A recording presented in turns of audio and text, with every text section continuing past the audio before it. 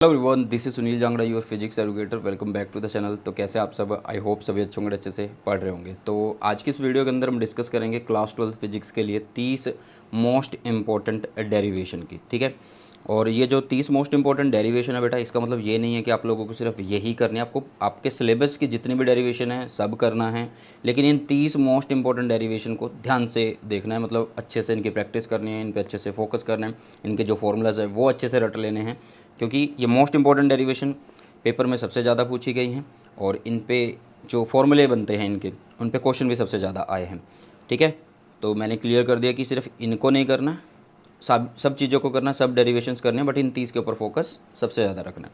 तो इसकी जो PDF है वो आपको मिलेगी Telegram channel Sunil Jangra sir के नाम से, उसको ज्वाइन कर लो फटाफट से। और साथ में अगर आपको कोई भी प्रॉब्लम आ रही है तो इंस्टाग्राम पर मेरा हैंडल है बेटा सुनील जांगड़ा 26 के नाम से, तो वहाँ पर आप मुझे फॉलो कर लीजिएगा। ठीक है।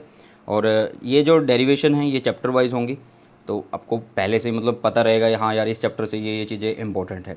कुछ बच्चे प्रीवियस ईयर क्वेश्चन की बुक की डिमांड कर रहे थे। मैंने आप लोगों को पहले CBSE का जो लास्ट 10 ईयर सैम्पल पेपर होते हैं फिजिक्स केमिस्ट्री मैथ वो बताया था। आज मैं आप लोगों को बताता हूँ चैप्टर वाइज वाला। ठीक है। तो ये है CBSE क्वेश्चन बैंक है बेटा मोस्ट लाइकली, और ये ओसवाल गुरुकुल की तरफ से आता है। एक बार इसको ध्यान से देख लो। ठीक है। और ये फिजिक्स के लिए, ऐसे ही आप केमिस्ट्री मैथ बायो इंग्लिश सब चीज़ों के लिए ले सकते हैं। तो ये बहुत अच्छा है बेटा। एंड खास बात है कि ये न्यू सिलेबस के अकॉर्डिंग है। इसमें आप लोगों को MCQ भी मिलते हैं, सर्शन रीजन भी मिलते हैं, और लॉन्ग आंसर टाइप क्वेश्चन मिलते हैं, शॉर्ट आंसर टाइप भी मिलते हैं, सब कुछ मिलते हैं, और साथ में उनकी एक्सप्लेनेशन। तो बहुत अच्छी बुक है। इसके लिए आप लोगों को जो मतलब लिंक है वो डिस्क्रिप्शन बॉक्स में मिल जाएगा। ठीक है।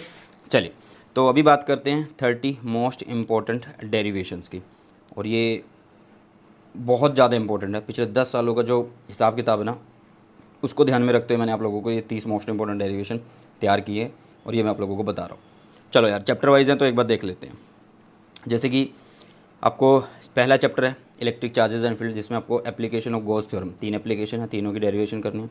Electric field due to dipole, axial, equatorial, at any point, सब करना है वो आप लोगों को। Electric field uniform external field, इसमें बच्चे कन्फ्यूज़ हो जाते हैं कि कौन सी करूँ। तो टॉर्क की बात कर रहा है यहाँ पे। किसकी बात कर रहा है? टॉर्क की। ऐसे आप लोगों के पास सेकंड चैप्टर, जिसमें इलेक्ट्रिक पोटेंशियल आपको ड्यू टू डाइपोल करना है, axial, equatorial, at any point. आसान है बिल्कुल, अगर यहाँ पे कर लेते हो तो यहाँ पे तो बहुत ईजी हो जाएगा।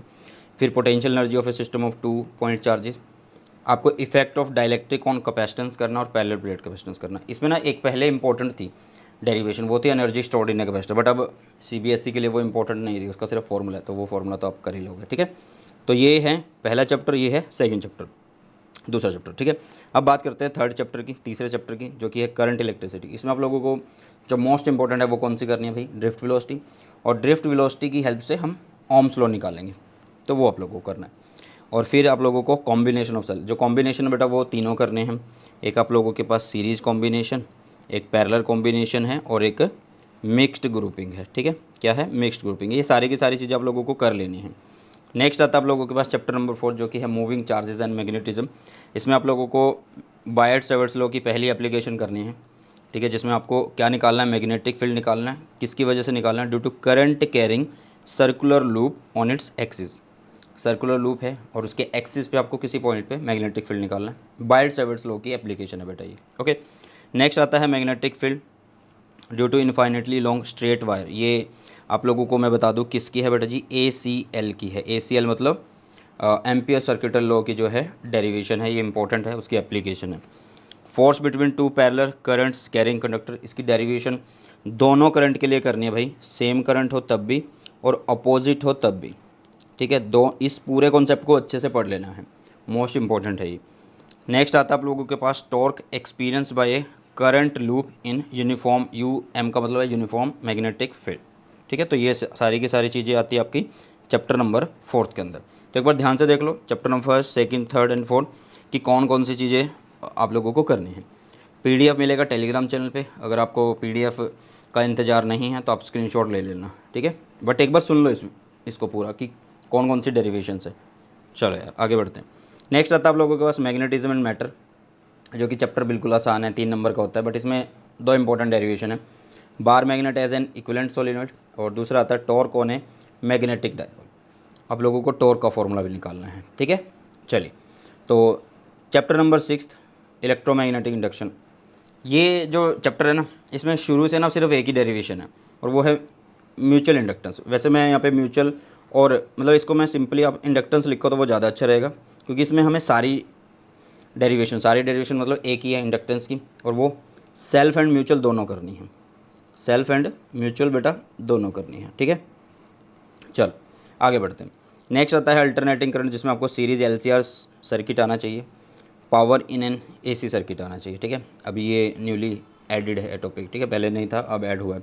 तो आपको पावर इन एसी सर्किट की डेरिवेशन अच्छे से आनी चाहिए, क्योंकि इसका जो फॉर्मूला होता है पावर का कि कितनी पावर डिसिपेट हो रही है, V R M S I R M S cos phi, इसके ऊपर ना आपके पास क्वेश्चन आता है कि कौन सा रजिस्टिव है सर्किट, कौन सा इंडक्टिव है, कौन प्योरली कैपेसिटिव है, इस तरीके से क्वेश्चन, ठीक है। चलो ईएम वेव की अगर मैं बात करूँ चैप्टर नंबर 8 की, तो उसमें कोई भी डेरिवेशन नहीं है। जो डेरिवेशन थी उसकी सिर्फ आप लोगों को फॉर्मूला देखना है, ट्रांसवर्स नेचर वाला जो होता है उसका सिर्फ फॉर्मूला देखना है। नेक्स्ट एक बड़ा चैप्टर, तो इसमें डेरिवेशंस भी बड़ी हैं, ज़्यादा होंगी, नंबर ऑफ डेरिवेशन जो है ज़्यादा है। अच्छा रिफ्लेक्शन जो है रे ऑप्टिक्स में अब की बार ऐड हुआ है, तो मिरर फार्मूले की जो डेरिवेशन है वो आप लोगों को करनी है। रिफ्रैक्शन एट स्फेरिकल सरफेस करना है। आपको बता दूं कॉन्वेक्स के लिए कर लेना, किसके लिए कर लेना बेटा, कॉन्वेक्स के लिए, और रेयर टू डेंसर कर लेना। तो डेंसर टू रेयर अपने आप आ जाएगा, रेयर टू डेंसर कर लेना, डेंसर टू रेयर अपने आप आ जाएगा। ओके, जो सेम मेथड है कॉन्वेक्स के लिए कॉनकेव के लिए भी वही होता है, लेकिन हमको करनी किसकी है, कॉन्वेक्स की करनी है। लेंस मेकर फार्मूला जो कि मोस्ट इंपॉर्टेंट है, करना ही करना है। कॉम्बिनेशन आपको आना चाहिए किसका, combination of thin lenses in contact, मतलब ये किसका है, ये पावर का है बेटा जी। इस पर आपको किसके डेरिवेशन करनी है, पावर की डेरिवेशन करनी है, ठीक है। चलो नेक्स्ट आता है रिफ्रैक्शन थ्रू प्रिज्म, और लास्ट आप लोगों के पास ऑप्टिकल इंस्ट्रूमेंट। मैं क्लियर कर दूं, ऑप्टिकल इंस्ट्रूमेंट में आप लोगों के पास माइक्रोस्कोप आएगा, ठीक है, और टेलीस्कोप आएगा। तो दोनों की डेरिवेशन करनी है, किसी एक की नहीं, दोनों की करनी है, क्योंकि दोनों ही इंपॉर्टेंट है आपके पेपर में। या तो आप लोगों को सिंपल माइक्रोस्कोप दिखेगा या कंपाउंड माइक्रोस्कोप दिखेगा, या फिर आप लोगों को टेलीस्कोप दिखने वाला, मतलब एक जरूर दिखेगा। तो इसलिए ऑप्टिकल इंस्ट्रूमेंट सारा ही करना है, इसमें कोई चॉइस नहीं आप लोगों के पास।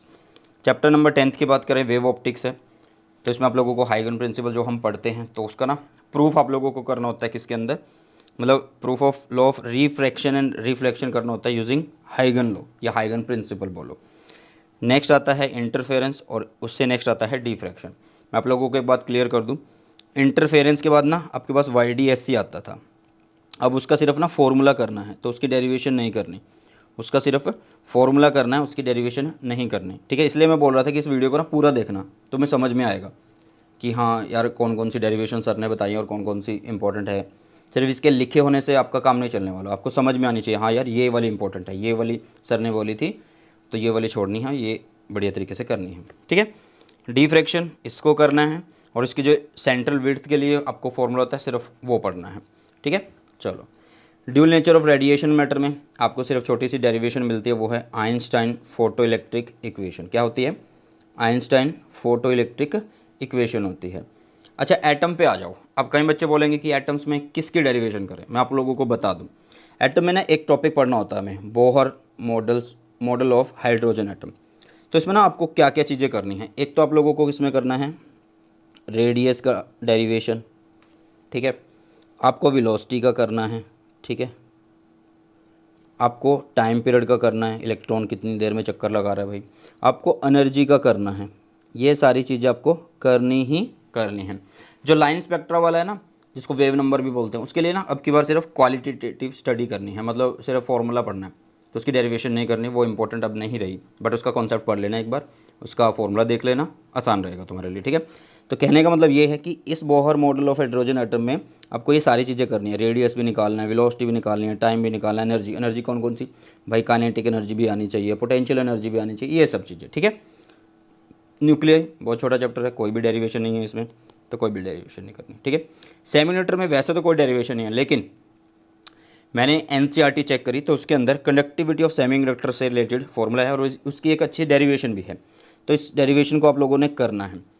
मैं आप लोगों को बता दूं कि 11वां 12वां 13वां 14वां चैप्टर सारे के सारे मॉडर्न फिजिक्स में आते हैं, किस में आते हैं, मॉडर्न फिजिक्स में। और मॉडर्न फिजिक्स बेटा जी टोटली 95% थ्योरी बेस्ड होती है, तो आप लोगों को ना ध्यान से करनी है ये चीज़ें। कई बच्चे क्या करते हैं ना, मॉडर्न फिजिक्स में आके थ्योरी को समझते नहीं हैं, सिर्फ वो जो डेरिवेशन है, जो कॉन्सेप्चुअल चीज़ें, मतलब एक तरह से फॉर्मूलाज हैं, उन पर फोकस करते रहते हैं, बट भाई इन चैप्टर के अंदर आप लोगों को मोस्टली थ्योरी मिलेगी, समझना होगा। डेरिवेशन आपको एक इसमें करनी है, एक इसमें करनी है और एक इसमें करनी है, ठीक है। तो ये डेरिवेशन है बेटा, इनका जो पीडीएफ है वो मिलेगा आपको टेलीग्राम चैनल पे। और अगर आप लोगों को कोई भी इशू आ रहा है आपकी स्टडी के रिगार्डिंग, फिजिक्स के रिगार्डिंग, तो आप मैसेज कर सकते हैं। सुनील जंगड़ा 26 मेरा इंस्टाग्राम हैंडल है और टेलीग्राम है सुनील जंगड़ा सर के नाम से, ठीक है। अच्छा, मैं आप लोगों को एक बात क्लियर कर दूँ कि हमने अभी तक ना न्यू सिलेबस के जो वन शॉट है वो अपलोड कर दिए हैं और वो चैप्टर नंबर 7 तक अपलोड हो गए हैं। बहुत जल्द आप लोगों का चैप्टर नंबर 9 आने वाला है, रे ऑप्टिक्स का आने वाला है। और चैप्टर नंबर 1 से लेके चैप्टर नंबर 7 के रैंक अप नोट्स भी मैंने अपलोड कर दिए और डिटेल्ड नोट्स भी अपलोड कर दिए। तो आप लोगों को कुछ भी चाहिए यूट्यूब पे फिजिक्स के लिए, क्लास 12 फिजिक्स के लिए, तो आप लोग सिंपली उस चैप्टर का नाम लिखिए। चाहे आपको नोट्स चाहिए, चाहे वीडियो चाहिए, वन शॉट चाहिए, आप उस चैप्टर का नाम लिखिए और चैप्टर के नाम के बाद मेरा नाम लिख दीजिए सुनील जंगड़ा, आपको सब कुछ मिल जाएगा। मतलब इधर उधर घूमने की ज़रूरत नहीं है। तो ये थी 30 मोस्ट इंपॉर्टेंट डेरिवेशन। मैंने पहले बोला कि आपको सब कुछ करना है बट इन 30 के ऊपर फोकस ज़्यादा करना है, ठीक है। चलो, तो इनका पीडीएफ यार भेज दूंगा मैं वीडियो के आधे एक घंटे बाद, ठीक है। तो घबराना नहीं है। तो तुम्हें कैसी लगी वीडियो और किस तरीके की वीडियो चाहते हो, कोई भी अगर प्रॉब्लम आ रही है, कोई भी इशू आ रहा है, कमेंट सेक्शन में बता सकते हो, ठीक है। चलिए, तो इसी के साथ इस वीडियो सेशन को करते हैं समाप्त। मिलते हैं जल्दी से हमारे नए सेशन में। सो बाय, टेक केयर, जय हिंद, वंदे मातरम।